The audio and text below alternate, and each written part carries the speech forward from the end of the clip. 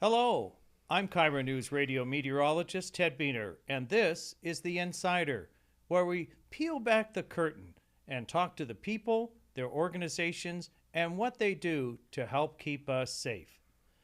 With us today is Matthew Dehr. He's with Washington State Department of Natural Resources as their meteorologist. Welcome. Yeah, thanks, Ted. Pleasure to be here. Drive up wasn't too bad, and it's feeling a lot like October out there right now. Oh, yeah, it is. You know, Matt, can you kind of describe what your role is with DNR?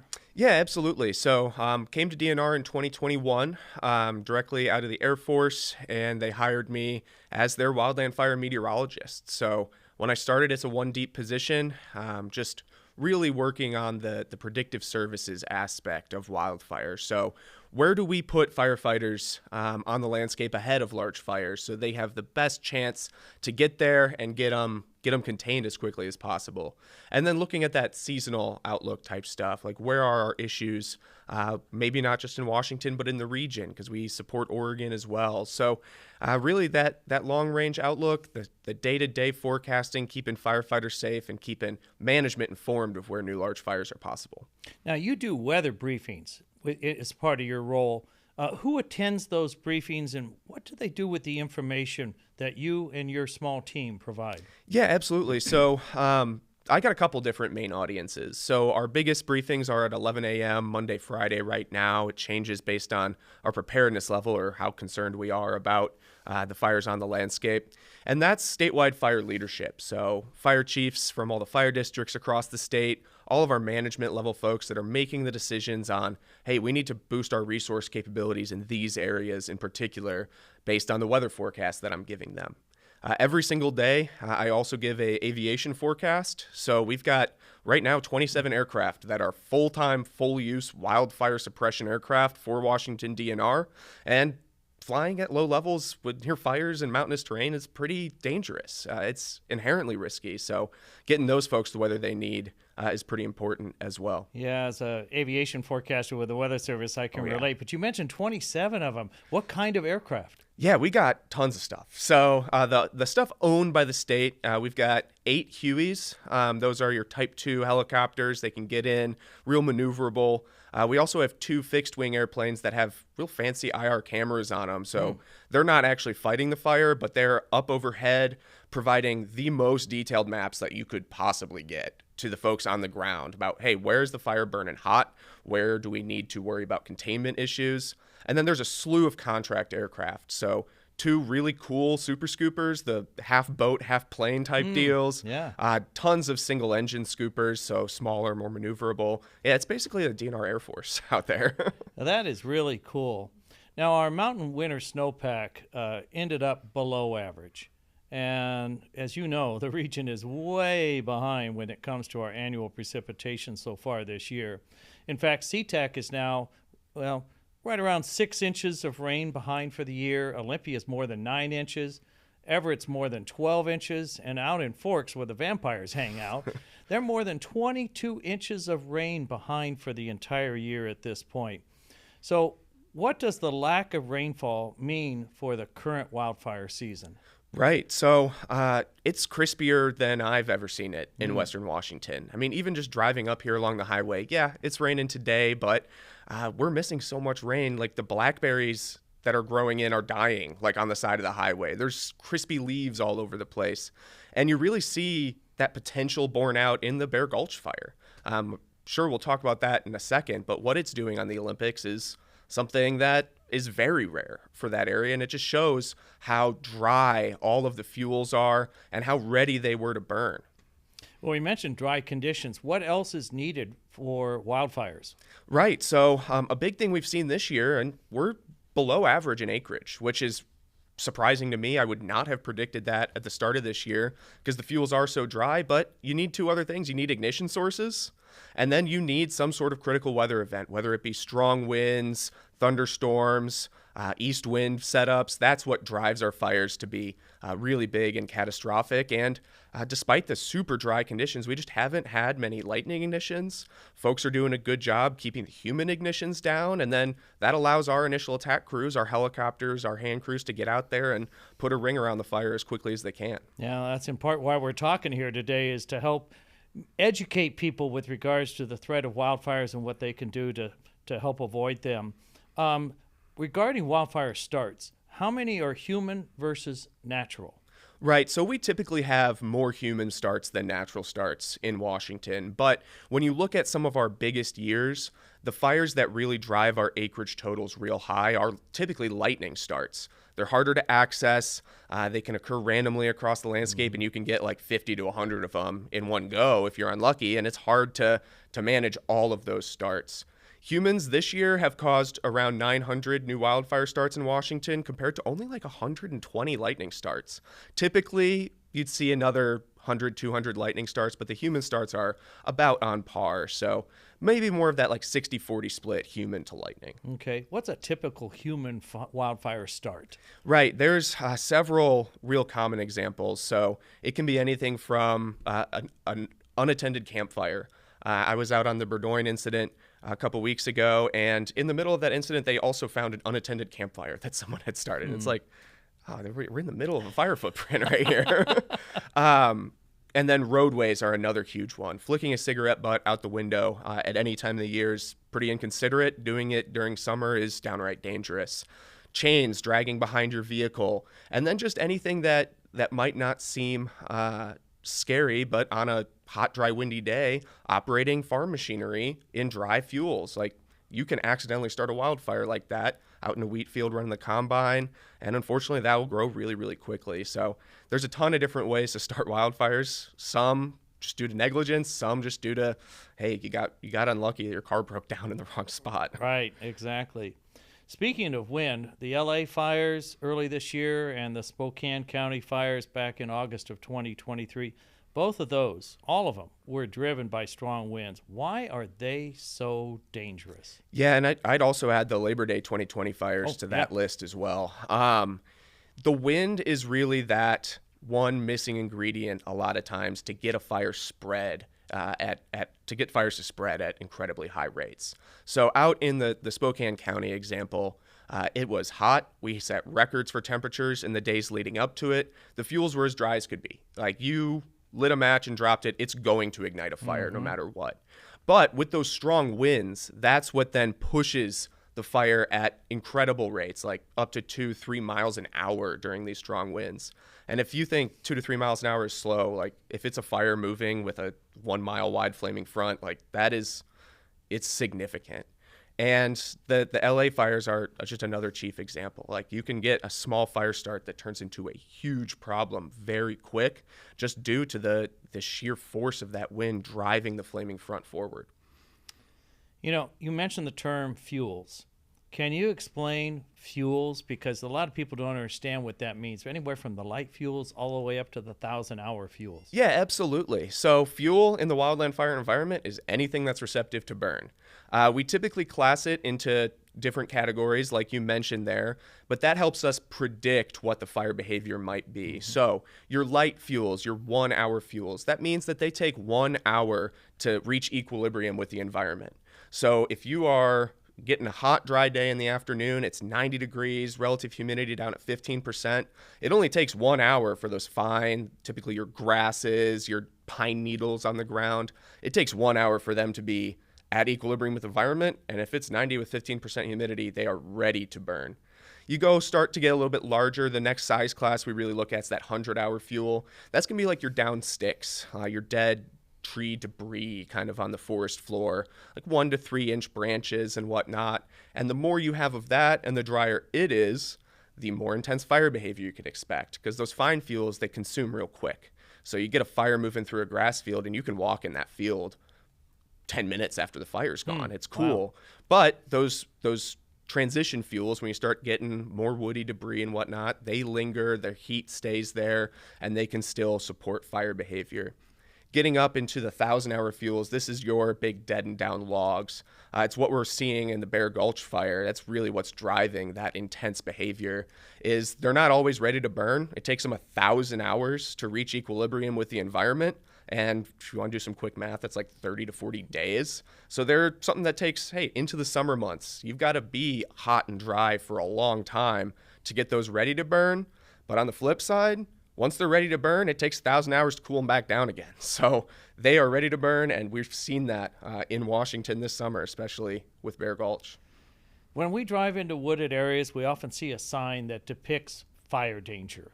What goes into those designations? Yeah, absolutely. So we actually host a call Monday, Wednesday, Friday with all of our operations staff across the regions that DNR manages, and talking to them about, hey, where's the fuel sitting? Like, how dry are the 100 and 1,000-hour fuels compared to normal? Are there weather events that could kick up our fire danger or increase the probability of a large fire? And then they are using that input to go ahead and move Smokey's arm. So it's really like a collaborative effort. It's not just reading your Apple weather forecast and saying, it's hot and dry, we'll put it up at high. Like it's a lot of people working together and being on the same page to message consistently, hey, you need to be careful of the fire today. Or as you get into the fall months, things are relaxing a little bit, or when the burn bans start coming off, you'll see it change as well. Yeah. As I recall, it goes low, moderate, high, and extreme for those where that arrow goes, that Smokey shows. Absolutely. All right. You mentioned you were on a wildfire here recently. You got deployed as part of an incident management team. So how does an incident management team address wildfires, and what was your role in that fire? Which fire was it? Yeah, so I was on the Burdoyne fire down between White Salmon and Lyle, down in that Columbia area. Gorge area? Yeah, down in the Columbia Gorge. Largest fire in Washington so far this year. Only 10,000 acres, which is, I mean, that's a big, significant fire, but in the grand scheme of things, like, if that's our largest fire this year, we've done pretty good. Yeah. So the incident management team, I'm on Northwest Team 13, and it's a rostered team. You apply to the team, and it's generally a lot of the same folks every year. So you're building familiarity with who's running operations, and I serve as the incident meteorologist. So my job is to, one, provide for firefighter safety, and two, inform the firefighters, along with the fire behavior analyst, which is another position, what the predicted fire behavior is for that day, and keeping them safe, and then helping operations do their control work where they can.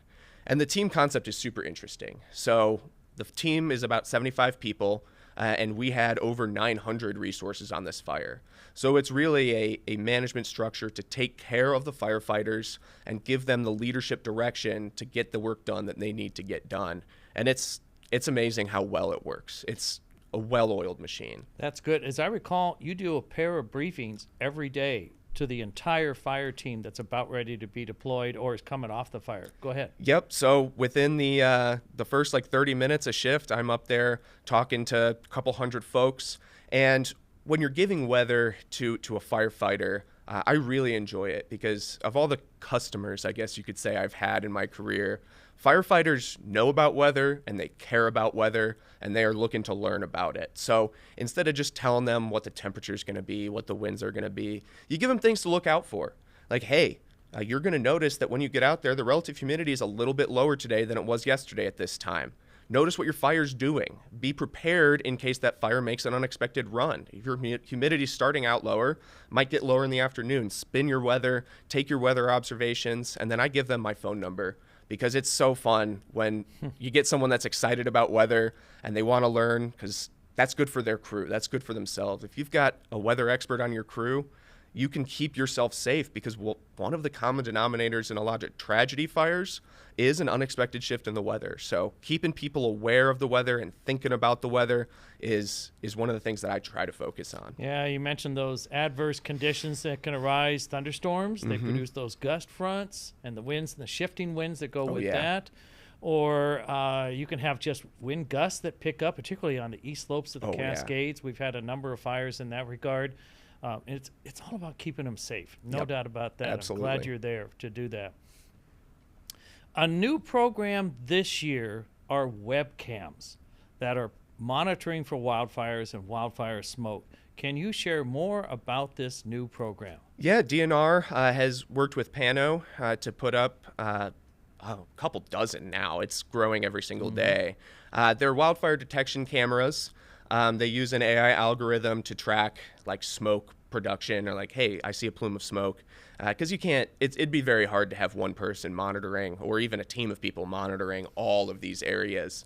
I love them because it lets me see fire behavior right away. Like, hey, what's going on there? Is this going to be a concern for me going forward?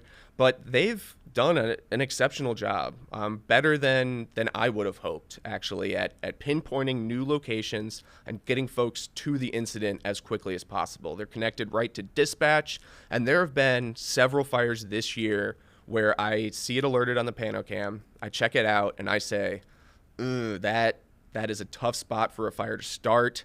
I don't like the way that looks. And I look at it 3 hours later, and you can see the helicopters coming in. You can see fire engines parked right in this grassy field, and the fire's knocked down. And it's like, okay, dang, they caught that one. I did not think they'd catch that. And early alerts are the key to that, because once a fire gets established, now you've got 100 acres to cover, and if there's that dead and downed woody debris that burns for longer, you got to go put all of that out, or else it could roll out of your line and start a new fire. It could spot across the line. Like, they're doing a fantastic job, and I think the cameras are helping quite a bit. Well, you mentioned AI. That's got to be a new player in the firefighting effort. Can you tell more about how AI is playing a role in helping to keep all those out on the front line safe, etc.? Yeah, so the primary use for AI that I see in our operations is those fire detections. AI is very good at looking at patterns and recognizing patterns, and when it sees a smoke plume, that is something that doesn't look like a lot of other things on the landscape. It alerts them with very high accuracy. Past that, we're using a lot more actual like UAS, so unmanned aerial systems like drones, that they're the small, like quadcopter type deals, and you can fly them up and get a bird's eye view of maybe some really tough terrain, some sneaky hot spots that are hiding in underneath the brush and cover, because it has those IR cameras on it. And I think it's only a matter of time before we see better advances even in those UAS platforms to complement our manned aircraft and our folks on the ground. You mentioned drones. We have individuals who like to get their own footage, and they can have an adverse impact on the firefighting effort. We saw that with the LA fires, for instance. Yep. Has that been much of an issue in Washington State? It has been an infrequent issue.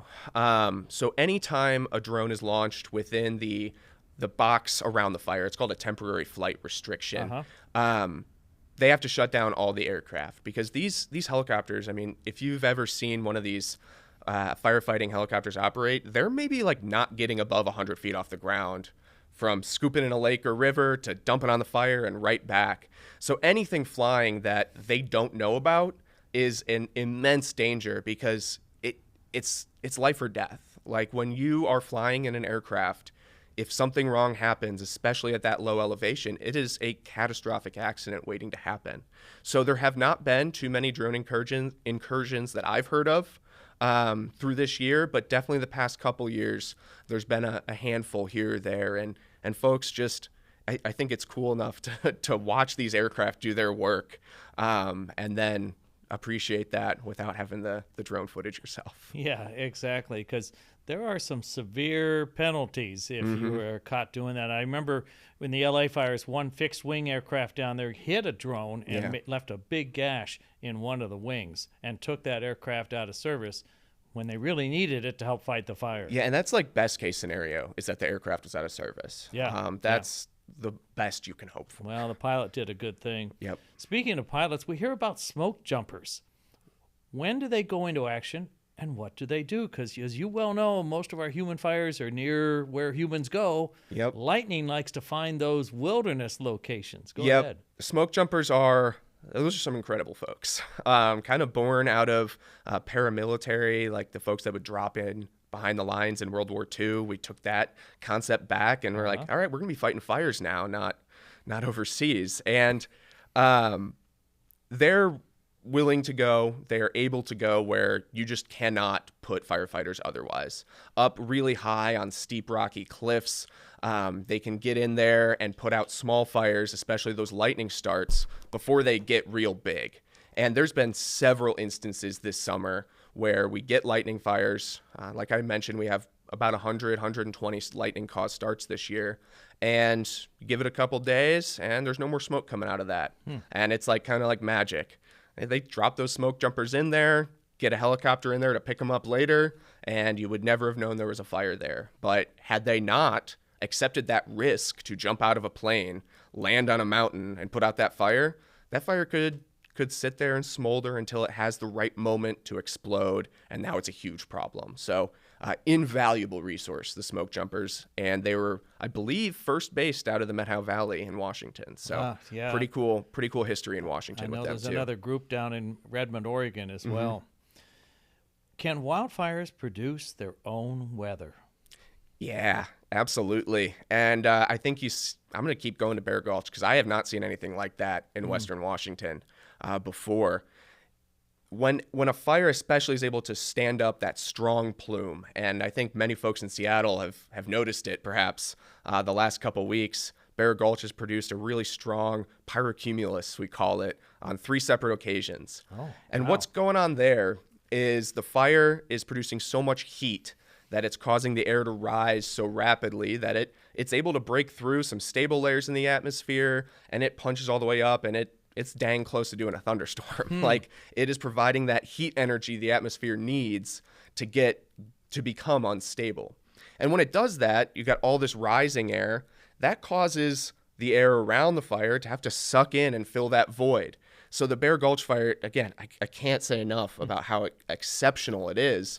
You look at the several weather stations around the fire, and whenever that plume starts going up, the winds aren't strong. It's maybe 5-10 miles an hour, but all the wind vectors are pointing directly at that plume. And you can tell that it's just sucking in air from all around, providing fresh oxygen to the fire, which one of the parts of the fire triangle, you need oxygen for combustion. Fan it, yep. And then it can just really, really take off. So really impressive when that happens. And that is a fire that you're not directly fighting. You are letting it do that because there's nothing that can be done to stop it. It's got itself in a feedback loop, and it's going to go as long as it can. I sometimes liken that vertical motion to like a vacuum cleaner that people can, now I get it, that kind of thing. So, exactly. Yeah.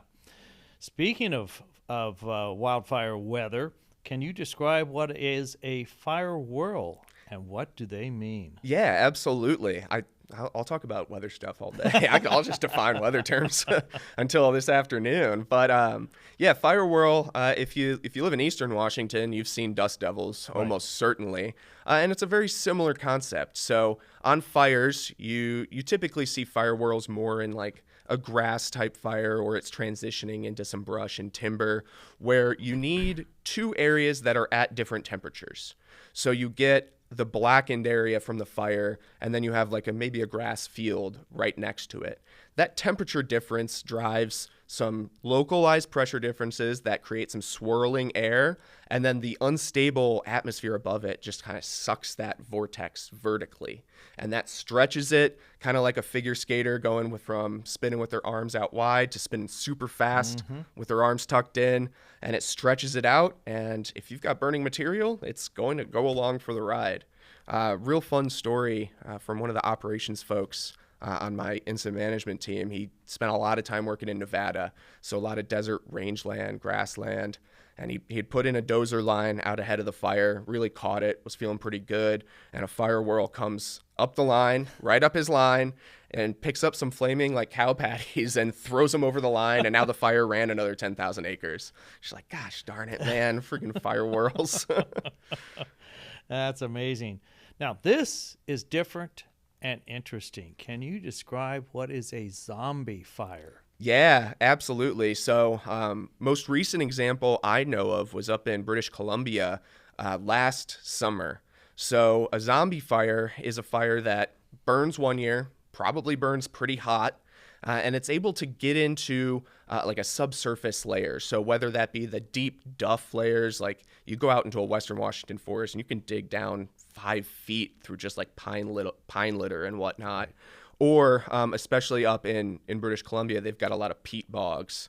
So the peat, the proto coal, it's on its way. It's very, very flammable in a way that doesn't require a lot of oxygen. It just kind of burns underneath the soil, and it snows on it. The snow provides a nice blanket, and it just sits there underground. And then next summer starts, and it gets hot and dry again, and there's still some remnant burning down there, and it pops right back up. And where the heck did this fire come from? Well, it's the same one from last year. It was dead, and it's back alive. It's a zombie. I haven't heard of too many in Washington, but yeah, those areas where you get a lot of peaty soils tend to hold that heat in quite a bit, and they can reemerge the next year. I remember one from Northern California in the late 90s. Again, you mentioned the snow cover and everything. And about April or May the following year, the snow is gone, everything's dried out, and poof, there it is. It just comes right back to life. Yeah, exactly. We've had some fires that have left what are called burn scars. Why do they create another hazard? Yeah, absolutely. Actually, we have a whole burned area emergency response team at DNR now, dealing specifically with burn scars and the potential flooding that can come off of them. So where we're concerned about burn scars is areas where the fire burned at very high intensity, where it scorched and killed everything living in that area, and the soil now doesn't have the support of the root systems that were there beforehand. Washington is an incredibly landslide prone area of the country. So we already have these unstable soils, these unstable layers. And by taking away that vegetation, it doesn't take a lot of rain to fall on those, to start small landslides that then pick up all of the debris left over from the fire and channel down a river valley. So you'll notice even on a day where there's some thunderstorms in the area, we're not really concerned about flooding in most places, but you can get a flash flood warning going out for some of those old burn scars. So if you live in an area near a big burn scar, it's something worth checking into. It's the Burned Area Emergency Response Team. Where do we have most of these burn scars that create these kinds of flashy mudslides, landslide type events in the state of Washington? Yeah, so it can be fires up to like 5 or so years ago even. So some of our really big ones are the Bolt Creek burn scar from 2022 when that burned on an east wind, burned at very high intensity, killed a lot of the vegetation there. And then even up in the northeast region, I believe Cub Creek 2 to the south of Republic is another one of those really big burn scars that's very susceptible. And honestly, I'm going to say it again, I worked with the geologists yesterday to get a debris flow map out to the folks working at Bear Gulch, because that's an area that doesn't see a lot of fire. It's now had pockets where it burned at very high intensity, and we're getting quite a bit of rain on it. So we got that up to the incident management team and their IMET there so that they could just move equipment out of the way, make sure that no one is in the hazardous areas as we get the rain the next couple days. Yeah, exactly. Well, this summer has offered some rather unique weather this year, and the recent rain, that's putting a damper on the wildfire season. How has this fire season gone, and what does it look like as we move into early fall? Yeah, so I mentioned at the outset, our acres burned are below average this year, and trying to come up with, hey, what happened this year? The fuels, the fire danger indices they were setting records in June, and they plateaued through July, but remained solidly above average. We didn't have very many strong wind events this year, but when we did, that's when you saw that fire danger really come to fruition. The Hope Fire spotting over a mile ahead of itself and really exhibiting some extreme behavior. The Lake Spokane Fire, very similar. Burdoyne, Bear Gulch. Every fire that's really gotten established has shown that the fuels are dry and they are ready to burn. With this rain coming in, it's definitely going to put a damper on things. Talking to our fuels experts at DNR, they think that it's going to take at least a week or two of hot, dry weather for Western Washington to recover back to the point where, hey, fires and large fires are a concern again. Whereas Eastern Washington, not getting quite as much rain, it might only take a week of hot, dry conditions to get back to increasing fire danger. And as we look forward after this a nice cool and wet spell, I think folks are going to be reminded that it's still summer by the end of next week, with temperatures coming back up, ridge building up out of the Four Corners region, and getting us back to those hot and dry conditions. So there's still potential out there, especially as we head into September, which tends to be that east wind season in Washington. There's definitely still potential out on the landscape. You mentioned spotting, and that's usually involved with winds. And I'm going to take the example from Labor Day weekend of 2020, which from my perspective is the worst nightmare. You've had a long, dry summer to this point, and now you bring in the wind, and all you need is an ignition source of something to start a fire, and then off it goes. But can you explain what spotting is? And I'm taking it from any homeowner who thinks, well, I live in the city, or I'm safe where I am. But we saw it with the LA fires. So if you can kind of describe what that is and what it means to the homeowner and why they need to build defensible space. Yeah, absolutely. So spotting is basically just the wind lofting embers ahead of the fire and depositing them a mile, 2 miles. In record scenarios, you can get up to 5 miles away from the head of the fire, and it might be a little chunk of a pine cone, a small piece of burning bark. It can be small branches in very, very extreme conditions. And what happens there is they fall onto well out ahead of the fire into receptive fuels or into the eaves of a home, or they get into those little cracks and crevices between your air vents and whatnot. And it's the leading cause of home loss in wildfires is embers coming in and landing. It's not directly the flaming front just blazing through town. So building to the wildland urban interface building codes is one key thing that homeowners can do to begin protecting themselves, making sure there's not your wood pile for your wood burning stove in the winter, making sure that's not right up against your house, because if an ember lands in that, it's going to love it. Making sure that your deck is protected, your eaves are cleaned out, and things of that nature, and giving yourself that defensible space around your home. So if an ember lands 100 yards away from your house, there's not just a field of long grass leading it right up to your house. There's a lot you can do to protect your own home. All right. Another one I always talk about is get those tree limbs up above your head. Yep. What's that called? Ladder fires? Yep. Ladder fuels. How are you going to get that fire from the ground up into the canopy? And then, limiting you're pruning your trees. We're lucky that a lot of our trees in Washington are self-pruning. They kind of have lived with fire and adapted to it, where they'll start losing their lower limbs as they get older. But those young trees especially are amazing ladder fuels. Yeah, exactly. Well, including the recent impact of the Bear Gulch fire in Mason County, we have had wildfire smoke in western Washington now 7 out of the last 9 summers. Are wildfire patterns changing, and why? Yeah, so multiple parts of this question. The smoke portion in particular is something that led to my team growing. So House Bill 1578 was passed, I believe, in 2022, maybe 23, and I now have a team of dedicated 1 meteorologist and 2 smoke forecasters that are doing outreach. We're putting more air quality sensors out on the landscape. We're providing and coordinating with Department of Health to get portable air cleaners out to local health jurisdictions. Smoke has absolutely become a key issue when it comes to wildfire, because you don't have to be right next to the wildfire to be impacted. And Western Washington in particular seeing more smoke, I think, does go back to some of those changing wildfire patterns. We've got great air quality data across Western Washington going back, into the 70s and 80s.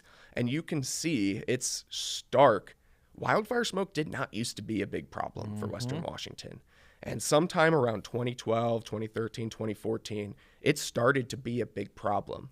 A lot of that, I think, is due to drier, hotter conditions later in the season, and then those east winds coming through. So in the past, if we had an east wind event in the middle of September, a lot of times, most of the fires in the state might have been naturally put out by then. The fire season might have ended.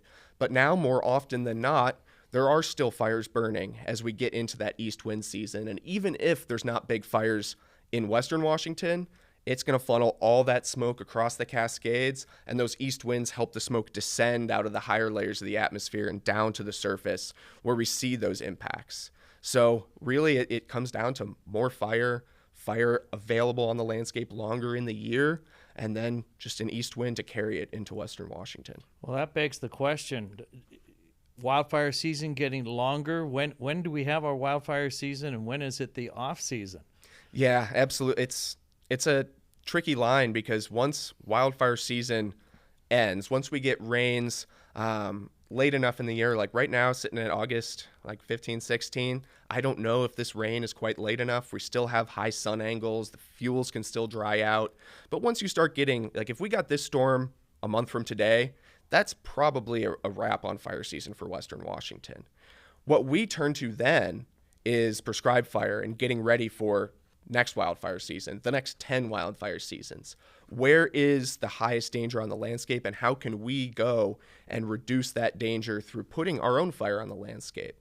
And that's another huge focus of my job is, one, making sure that when they're putting that fire on the landscape, they're not going to smoke out communities that have maybe dealt with wildfire smoke all summer, telling them to burn on good days, but then working with them to get as much done as possible. And it's something that we need to be doing more of, and there is a stated effort, like DNR, U.S. Forest Service, all in alignment that we need to get more prescribed burning done to keep our forests and our communities safe. Can you describe what a prescribed burn is? Yeah, absolutely. So in eastern Washington in particular is where we're doing a lot of these prescribed fires. The forests they're not ecologically the way that they were before white colonialist settlement in Washington. The natives had a lot more tolerance for fire. They lived with fire. The acres burned in Washington used to be, prior to 1900, way higher than we see today, but it was a lot of low-intensity fire. Fire that just runs through the pine needles in the dry forest of eastern Washington. It kills off some seedlings, it kills off some older, damaged trees, and it results in a really nice landscape of ponderosa pine usually.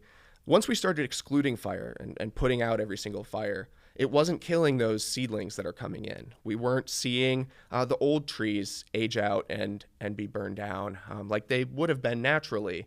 And now our forests have way too much fuel in them. There is way more trees in eastern Washington than ecologically there want to be. So we go in, we thin out the forests, we then burn the understory and help return it to a more natural state that is, one, I think it looks better. A really nice park of ponderosa pine is gorgeous, and it's more resilient in the face of fire. It's not going to burn as hot. It's less likely to cause problems for people living there. Excellent. Well, speaking of people, what can people do to help avoid wildfires? Yeah, honestly, not starting a fire yourself is really the biggest thing, and it doesn't have to be that completely negligent scenario where you're flicking cigarette butts or having a campfire in a burn ban. It can be parking your car on long grass if you haven't mowed your lawn in a little bit, something as innocuous as that. So just being mindful of, hey, how could I start a fire on accident here today? Like when I'm going out and I'm recreating in the forest, just being sure that there's no chance that there's a spark that comes off of my car, that I'm parking in good areas, that just being mindful of where you're at. That's a big deal. And then taking care of your home space, making sure that it is ready in the case that there is a fire near you.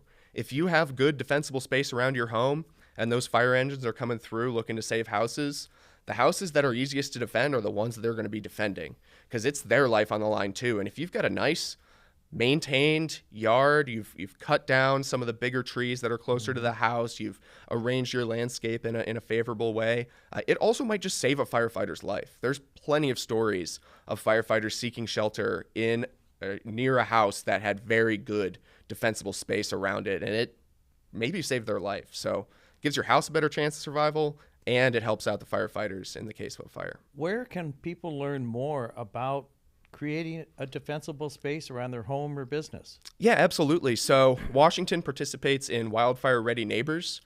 We have, I believe, almost all of the counties are covered now. It started out small and it's grown over the past couple years. So if folks just Google Wildfire Ready Neighbors, there's some great information there, and you can start getting connected with maybe even a DNR service forester in your area to give you an idea of, hey, this is what we would recommend to help improve your defensible space.